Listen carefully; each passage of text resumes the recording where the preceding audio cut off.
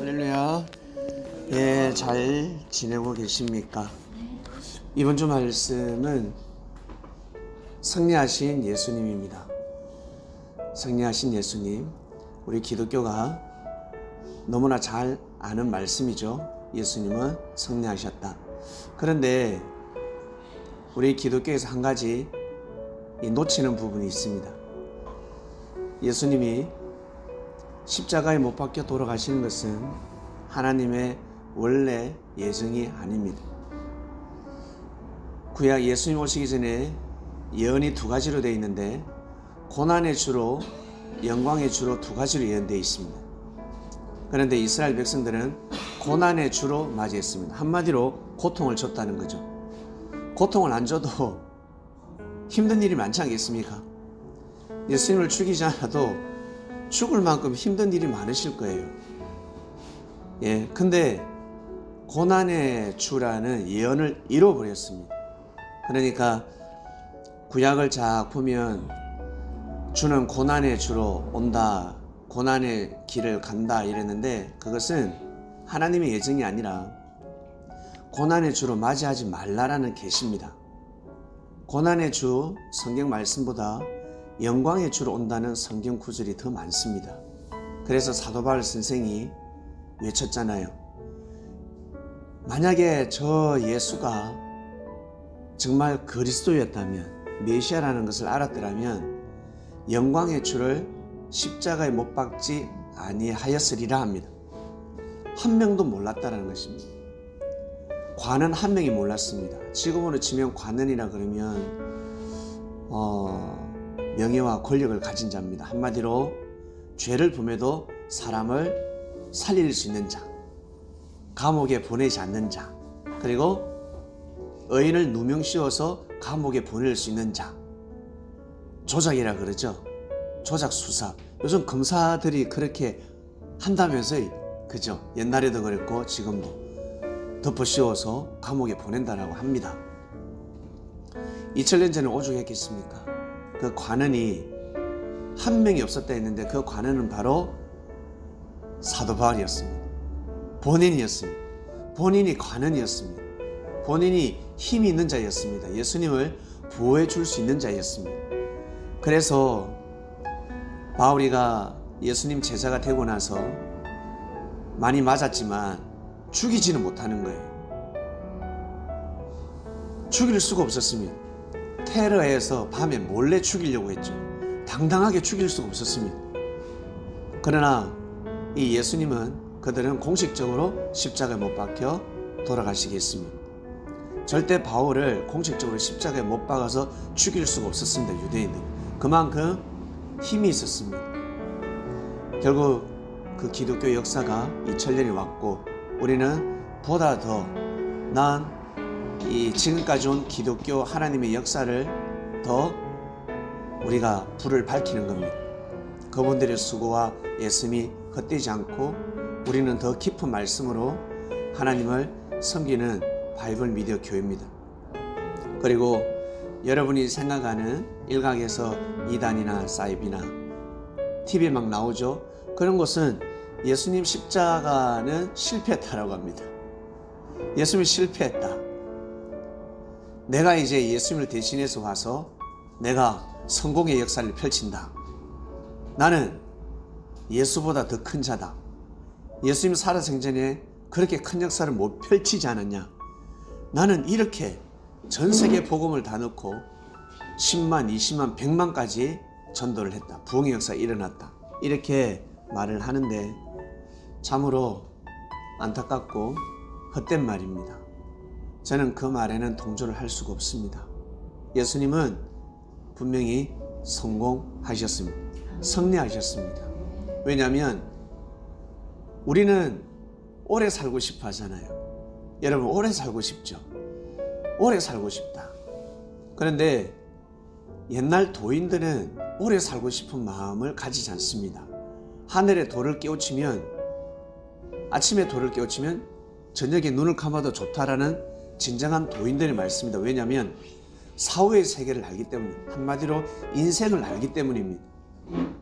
여기 계신 분들 젊음이 죽지 않았습니까? 평택에서도 오셨는데 환영합니다. 우리 박수 한번 드리겠습니다. 네? 우리 평택에서 우리 두 분이 처음에는 한 분이 오셨는데 동물을 데리고 오셨습니다. 애를 낳습니다. 아, 예. 네, 또 낳습니다. 1대 2대 3대로 하고 있습니다. 예.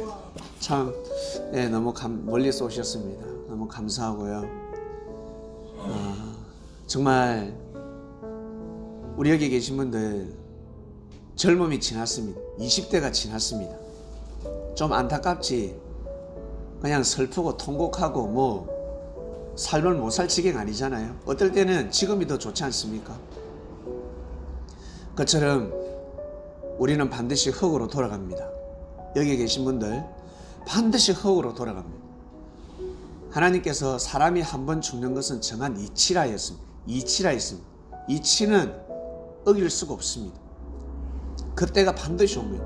그러나 육신이 흙으로 돌아갈 뿐이지 우리의 영혼은, 한마디로 여러분, 우리는 절대 죽지 않습니다. 이것을 받기는 받았는데 잘 못 푼 곳이 바로 영생교잖아요. 옛날에 영생교, 영원히 죽지 않는다며. 그 교주가 감옥에서 맞아 죽었습니다. 안 죽는다 하는데 받긴 받았는데 꿈보다 해몽이 중요하다 하지 않습니까? 여러분 혹시 꿈을 꿔보셨습니까? 꿈에 사슴을 만났습니다. 사슴을 잡았습니다. 그래서 어떤 사람은 산에 계속 다닙니다. 사슴 잡으러. 그것이 아니라 오늘 사슴 같은 사람을 만난다는 것입니다. 온유한 사람을 만나는 계십니다. 우리 특히 어머님들은 삼신 할매가 태몽을 한다면서요. 계시 준다면서요. 과일을 줍기도 하고 사자가 막 덮치기도 하고 막 대추를 많이 따기도 하고 막 해가 막 빛이 나고 막 별이 떨어지고 어떤 사람은 용꿈을 꾸기도 하고. 그게 뭐겠습니까? 진짜 아닙니다. 진짜 과일과 용이 아닙니다. 바로 용 같은 사람이 된다는 것입니다. 해 같은 사람이 된다는 뜻입니다. 그 계시를 못 푸는 거예요. 여러분, 신앙생활 하나님을 섬기면 섬길수록 사시다 보면 서서히 죽음이 두렵지 않을 것입니다. 그리고 나는 언제 죽어도 괜찮다. 저도 그런 마음인데, 제가 우리 교회가, 바이블 미디어 교회가 제가 죽음으로 인해서 우리 교회가 진짜 대성한다, 잘 된다 그러면 저는 죽고 싶어요. 진짜. 그냥 하나님이 제 영혼을 거둬가면 좋겠어요. 저도 그러한데, 하물며 제가, 이 어린 저도 그러한데 예수님은 어떠시겠습니까? 예수님은 오래 살려고 오신 분이 아닙니다. 사람들을 구원시키는 복음을 전하러 오셨습니다. 완전한 완벽한 엑기스의 복음을 다 전해주셨습니다. 그래서 그 복음을 제자들에게 주입시키고 또 시키고 교육시키고 세뇌시키고 믿게 만들어서 그 복음이 땅끝까지 가게끔. 보세요. 우리 선교사님이 평택으로 복음을 전했는데 우리 또 평택에서 두 분이 오셨잖아요. 이러다 나중에 제주도까지 갈 수도 있고, 선교사님은 미국에다가 넣고 싶고 복음을 저 유럽에도 넣고 싶다는 거죠. 이것이 예수님의 목적이었습니다. 이게 뜻이었습니다. 복음의 대를 잇기만 하면 되거든요. 그래서 제자들 중에 베드로를 비롯해서 제자들의 믿음을 견고하게 만들기 위해서는 반드시 계속되는 반복적인 말씀이 필요한 겁니다. 또 가르치고 또 가르치고 꿈을 또 꾸게 하고 계시를 또 주고 계속해서 징조를 보여주고 병든 자를 일으키고 그러면서 하나님한테 쑥 들어가게끔, 내 안에 있는 하나님, 내 사명을 깨닫게끔 제자들을 가르쳐 주신 거예요. 그러면서 예수님은 과감하게 십자가 길을 가지 않습니까? 그 전까지는 도망 다니셨다고. 돌을 던지면 피해 다니셨습니다. 도망 다니시고. 왜? 진짜 나는 죽으러 왔다, 내가 빨리 죽어야 되겠구나, 그랬으면 진작 돌아가셨겠죠. 그게 아니라는 거죠. 복음의 씨를 뿌리기 위해서입니다. 농부는 봄에 씨를 무조건 뿌려야 됩니다. 그처럼 역사의 봄이 왔기 때문에 예수님은 복음의 씨를 뿌린 겁니다. 여름에도 수확을 할 수 없지만 때가 되면 수확을 하는 것입니다. 결국에는 기독교 2000년 역사라는 것을 낳게 되었습니다. 우리 바이블 미디어에게 주신 하나님의 큰 은혜는 지구촌에 수많은 자칭 메시아 재림주 교주들이 있습니다. 그들 또한 말씀을 잘 전하고 이 성경을 잘 논하겠지요. 특히 우리나라에 최대 교주들이 살고 있습니다. 우리나라가 최대의 교주들이 살고 있습니다. 그런데 우리 바이블 미디어를 향한 하나님의 뜻 너무나 감사한 것은 그 교주들이 메시아가 아니라는 말씀을 우리가 가지고 있습니다. 일반 교회에서 우리 기독교에서는 그들을 대적할 수가 없습니다. 성경 말씀으로 대적할 수가 없습니다. 말싸움은 집니다. 주먹싸움에서 집니다. 그런데 우리는 이 주먹싸움에서 말싸움에서 이길 수 있는 말씀을 예수님이 주신 거예요. 이게 기적입니다. 이게 너무 놀라운 겁니다. 그래서 너무 감사하고 그것만 생각하면 너무 감사합니다. 그런 말씀이 있다 보니까 세계 챔피언이 오신 것 같아요. 그 누구도 근접할 수 없는 최고 경제에 이른 기네스북에 오른 오신 것 같아요. 절대 우연이 아니라고 생각합니다. 이 또한 우리 선교사님이 혼자의 힘이 아니라 기독교 4대째입니다. 천주교 4대째입니다. 천주교 4대째 열매를 맺습니다. 여기 계신 분들 저는 1대입니다. 우리 부모님이 계시지만 제가 1대입니다. 우리 자식이 2대고 제 손자가 3대가 될 것이고 정손자가 4대가 될 건데 4대가 되면 요셉 같은 사람이 나옵니다. 요셉 같은 사람. 그러니까 여러분 이번 주 말씀은 승리하신 예수님입니다. 예수님이 승리했기 때문에 그분의 말씀을 믿고 하나님을 믿으면 승리한 여러분이 될 줄로 믿습니다. 꼭 그러한 삶을 살아가는 바이블 미디어 성도가 되시고 이 시간이 이제 기도하는 시간입니다. 10분 정도 15분 정도 기도하겠습니다.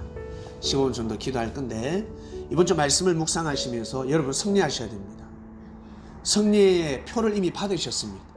큰 축복을 받았어요. 그 축복을 감당하게 해달라고 기도하셔야 됩니다. 이렇게 은혜를 받고 살아가듯이 2000년 전 예수님의 제자들 얼마나 많은 은혜를 입었겠습니까? 예수님 죽음 임박했습니다. 돌아가시기 전에 예수님처럼 예수님은 예수님에게 주어진 십자가의 길을 가셨죠. 제자들 또한 자기에게 주어진 사명을 하다가 십자가의 길을 가길 원했습니다. 그래서 그 누구도 죽으면 아니 되는 것입니다. 예수님 혼자 가셔야 될 때였습니다. 부모가 죽을 때 혼자 가야지 자식하고 가는 거 아니지 않습니까? 대를 이어야 되지 않습니까? 그처럼 역사의 대를 이어야 되기 때문에 예수님은 제자들이 살길 원했습니다. 그 중에 한 명, 늘 예수님을 보호하고 지키고 배를 버린 자, 어부였습니다. 예수님 만나기 전에 어부였는데 예수님 만나고 나서는 사람을 낚는 어부가 되었습니다. 성경에는 배를 버렸다라고 나옵니다. 진짜 배를 버린 것이 아니라 지금도 배를 하나 가지고 있으면 현금이 돕니다. 먹고 사는데 지장이 없습니다. 보릿고기가 없다는 거죠. 2000년 전에 배를 가지고 있으면 가난한 사람이 아닙니다. 항상 이 양식이 돌았습니다. 근데 베드로가 배를 버렸다는 것은 이제 그 배를 한마디로 독립자금, 섭리자금으로 썼다는 것입니다. 예수님을 지원했다는 것입니다. 그래서 그건 내 것이 아니다. 한마디로 지금 표현으로는 무소유죠. 무소유. 가졌지만 내 것이 아니라는 거예요. 무소유가 하나도 없다는 뜻이 아닙니다. 가졌지만 내 것이 아니라 뜻을 위해서 쓴다는 것입니다. 그러한 베드로였습니다. 그리고 이 베드로가 뻑하면 예수님을 지킨다. 그 누구도 예수님한테 예수님은 절대 잡아갈 수 없다. 예수님 잡아가 내 가만두지 않겠다 그랬습니다. 그리고 이 역사학자들은 베드로는 늘 칼을 차고 다녔다라고 합니다. 칼을 늘 차고 다녔다라고 합니다. 이 베드로가 예수님이 그랬죠. 너는 칼을 들면 칼로 망한다 가르쳤고 제자들에게 절대 피를 피로 갚지 말라라고 말씀을 하셨습니다. 유난히 돋보이는 자는 바로 베드로였고 베드로가 결국에는 겟세마네 동산에서 칼을 듭니다. 칼을 들어버렸습니다. 우리 기독교 2000년 이 역사 동안은 베드로가 겁이 많아서 세 번 부인했다라고 하는데 겁이 많으면 절대 칼을 뽑을 수가 없습니다. 그리고 다행히 역사적으로 너무 감사한 것은 우리가 그래도 좀 기가 살 수 있고 좀 든든한 것은 정확하게 복음을 알고 보니까 예수님 제자들 중에 한 명은 있었다라는 거죠. 내가 죽으면 죽을지 예수님을 놓을 수 없다. 그냥 가게 할 수 없다. 내가 목숨을 버려가면서까지 내가 지키겠다. 칼을 뽑았어요. 그러니 천부장이 얼마나 충격받았겠습니까? 전장터를 늘 누빈 사람인데 예수님을 딱 보니까 이단 사이비가 이단의 개수가 아닙니다. 눈동자를 보니까 정직한 사람이에요. 그리고 생명을 너무 사랑하는 사람이에요. 도망가지 않고 제자들을 위해서 몸을 내어주고 제자들을 살리겠다 하지 않습니까? 그런데 그 제자들은 중에서는 전부 다 제자들이 오줌을 질질 치리고 벌벌벌 떨고 있는데 한 명의 제자가 칼을 뽑아서 휘둘렀으니 천부장이가 화가 나고 놀랬지만 저놈을 섣불리 죽이면 안 된다는 생각이 들지 않겠습니까? 아주 용맹한 놈이거든요. 진짜 싸움 잘하는 자였습니다. 칼잡이였습니다. 그러니 칼을 뽑았죠. 그래서 결국에는 예수께서 천부장에게, 성경에는 기록되어 있지 않지만 천부장에게 사정하지 않았겠습니까? 사정하고 또 사정한 겁니다. 눈물로 호소를 한 겁니다. 이 못난 제자를 살려달라고. 대신 내가 죽겠다고. 내가 대신 죽겠으니 이 제자를 살려달라고. 그 사제간의 그 눈빛, 눈물, 콧물 흘리는 그 모습이 천부장이 볼 때는 얼마나 그것이 감격무량하겠습니까? 그죠? 자, 그래서 베드로를 천부장은 살려주셨습니다. 결국 베드로는 3번을 부인했지만 이 3번 부인을 만회를 시키는데 예수님이 영으로 오셔가지고 베드로야 나를 사랑하느냐 3번 묻습니다. 사랑하는 건 당연히 알죠. 베드로가 예수님 사랑하는 건 당연히 알지. 왜 묻겠어요? 이 부인 3번 한 거를 만회시키는 겁니다. 3번 부인한 거를 베드로에게 더 강력하게 네가 나를 사랑하느냐? 사랑합니다. 베드로야 네가 나를 사랑하느냐? 주여 사랑하는 거 알지 않냐? 또 물어요. 그러니까 베드로가 의아해한 거죠. 너무 사랑을 너무 아는데 왜 묻겠습니까? 예. 베드로에게 살아생전에 베드로에게 너는 사람을 낳는 어부가 되게 하리라 했고, 그리고 내 양을 치라 메시지를 남기지 않습니까? 목숨 걸고 그것을 해라는 것, 복음을 전해라는 것입니다. 그처럼 우리가 정말 바이블 미디어 참 귀한 복음을 받았습니다. 이 복음이 전해지길 원합니다. 우리 베드로는 2000년 동안 누명을 썼는데 명예회복을 시켰습니다. 겁쟁이로 낙인이 찍혔는데 아니라는 거죠. 저는 늘 기도를 합니다. 이것이 뮤지컬로, 넷플릭스로, 웹툰으로 꼭 나가길 기도하고 있습니다. 이 나가면 대박인데 이거 나가면 대박이 될 건데 라는 생각이 듭니다. 패션 오브 클래시트 영화보다 더 큰 이슈가 될 것 같아요. 거기에 모든 메시지, 사도 교리를 다 넣을 겁니다. 그래서 아주 재미나게 그러고 싶습니다. 그래서 늘 기도하고 있습니다. 이 시간은 여러분 기도하는 시간입니다. 6분 정도 남았는데 여러분 뜨겁게 우리가 정말 주님이 원하시는 복음이 전파되길 원하고 평택에서 오셨듯이 뜻있는 생명들이 꼭 전도되어서 오길 원하는 우리가 이 시간 기도하는 시간을 가지겠습니다. 하나님, 성령님, 예수님 감사합니다. 베드로님 감사합니다. 정말 위신을 지켜주셔서 감사합니다. 이 역사를 예수